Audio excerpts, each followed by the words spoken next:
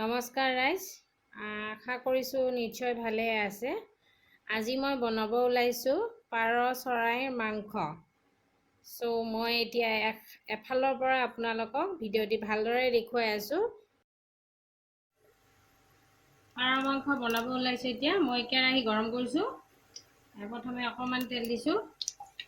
পাৰ মাংসত বেছি তেল নালাগে, কাৰণ পাৰ মাংসৰ নিজৰ তেল আছে। প্ৰথমে মই আলুবোৰ এইদৰে কাটি লৈছোঁ দীঘল দীঘলকৈ। আলুবোৰ দি ভাজি লওঁ।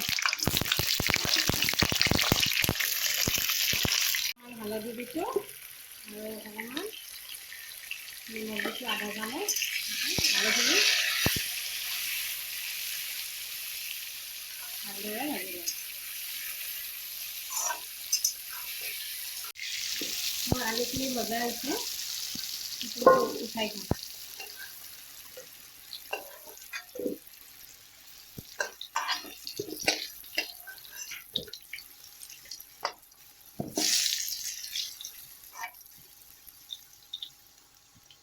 অকণমান আকৌ মই অলপ তেল দিম। আলুখিনি উঠাই থলোঁ। এইবাৰ তেজপাত দি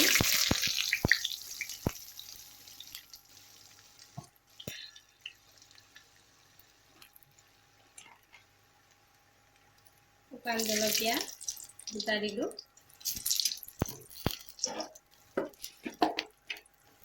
অকণমান পাঁচফোৰণ। এইবাৰ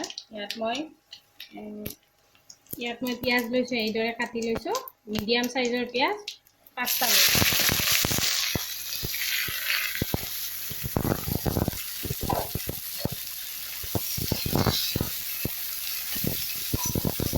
পিঁয়াজখিনি অকণমান ভাজি অকণমান কমি যোৱালৈকে 5 মিনিটমান অকণমান ভজা হ'ল। এইবাৰ নহৰু এইখন চামুচেৰে এচামুচ আৰু আদা এচামুচ।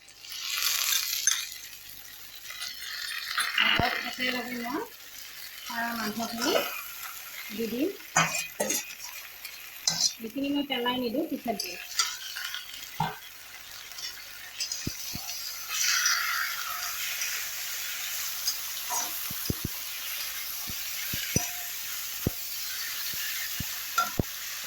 একেলগে নিমখো এড কৰি দিম। মই নিমখ আগত আধা চামুচ দিছিলোঁ, আকৌ এতিয়া 2 চামুচ দিলোঁ। আৰু হালধি মই ডাঙৰ এইখন চামুচেৰে এচামুচ।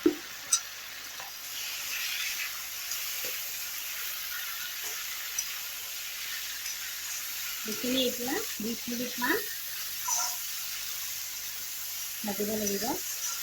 অকণমান যেতিয়া ভজা ভজা হ'ব, তাৰপিছত ইয়াত আকৌ অকণমান মছলা দিবলগীয়া আছে। 20 মিনিটমান ভালদৰে ভাজি লওঁ।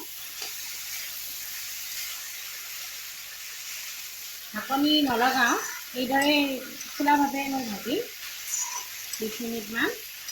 ঢাকনি এতিয়া নিদিওঁ। মিনিট হ'ল, দেখিছেনে কিমানখিনি তেল ওলাই গৈছে। এইদৰে এনেকৈ পাৰ মাংসত খুব বেছি তেল ওলায়, সেইবাবে ৰান্ধোতে কম তেল দিয়া হয়। এইবাৰ ইয়াত মই এড কৰিম আলুখিনি। ভাজি থোৱা আলুখিনি এড কৰিলোঁ, আৰু লগত ইয়াত দিম মই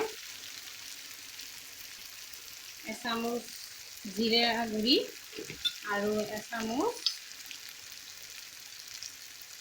ধনিয়া গুড়ি দি এইখিনি আকৌ এইদৰে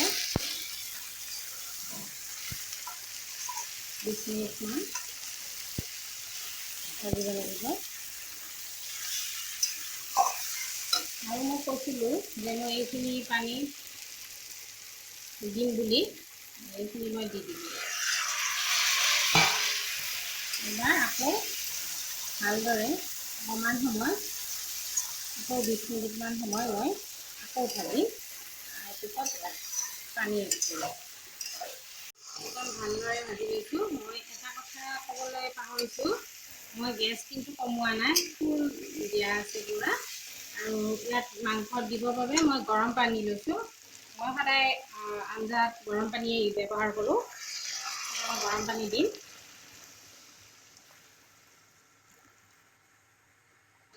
আঞ্জাখন হ'ব আকৌ 20 মিনিটমান জাল খাব লাগিব। ভালদৰে আৰু মই ইয়াত এতিয়াও ঢাকনি নলগাওঁ। মই আগতো কোৱা হৈছে মোৰ আগৰ ভিডিঅ'ত, মই আঞ্জা বনালে মই ঢাকনিৰ ওপৰত ঢাকনিখন নলগাওঁ। মই এইদৰেই জাল খুৱাওঁ আৰু জুইটো মোৰ পূৰা ফ্লেমত থাকিব, মই জুই নকমাওঁ। এইখিনি ভালদৰে জাল খাইছে, দেখিছেনে ওপৰত এটা লেয়াৰ হৈছে। এতিয়া ইয়াত মই জলকীয়া দিম, কেঁচা ৰঙা জলকীয়া দিছোঁ এচামুচ, আৰু জলকীয়া নিজৰ সোৱাদ অনুযায়ী দিব। আৰু এয়া হ'ল জালুকৰ গুড়ি, এয়া অকণমান দিছোঁ, আৰু এয়া অকণমান পিছত দিম, এয়া গৰম মছলা হয়। আৰু ইয়াত থকা আলু এইদৰে পিচ, এইদৰে 2 পিচ থেতেলাই দিলোঁ। হ'বই আৰু অকণমান বাকী। এইদৰে পাৰ মাংস বনাই খাইছেনে বাৰু? খাইছে যদি কমেণ্ট বক্সত জনাবচোন, আৰু খোৱা নাই যদি এইদৰে বনাই খাবচোন।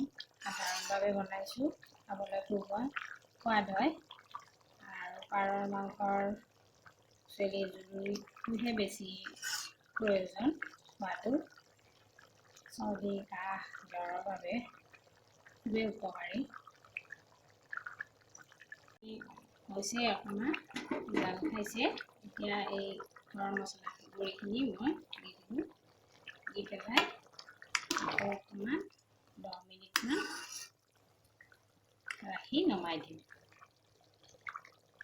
মোৰ প্ৰস্তুত হৈ গ'ল, দেখিছেনে কি ধুনীয়া এটা লেয়াৰ হৈছে, খাবলৈও খুব সোৱাদ হৈছে। এতিয়া মই গেছটো অফ কৰি দিলোঁ।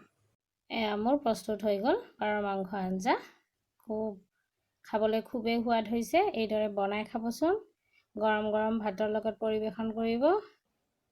মোৰ ভিডিঅ'টি চাই যদি আপোনালোকৰ ভাল লাগিছে তেনেহ'লে লাইক কৰিব, শ্বেয়াৰ কৰিব, লগতে ছাবস্ক্ৰাইব কৰিব আৰু বেল আইকনটো টিপি দিব, যাতে আগলৈ দি থকা ভিডিঅ'বোৰ আপোনালোকে ন'টিফিকেশ্যনবোৰ পাই থাকে।